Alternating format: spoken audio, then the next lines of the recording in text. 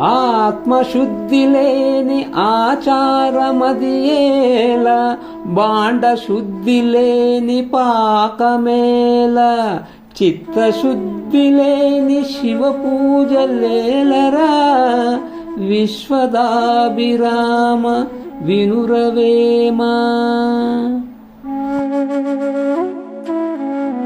ఆచారాలు అంటూ గంతులు వేసే పెద్దలందరూ వినండి. ఆచారాలు మూఢనమ్మకాలు కాకూడదు. కుండ సరిగా లేకపోతే వంట రుచిగా రాదు.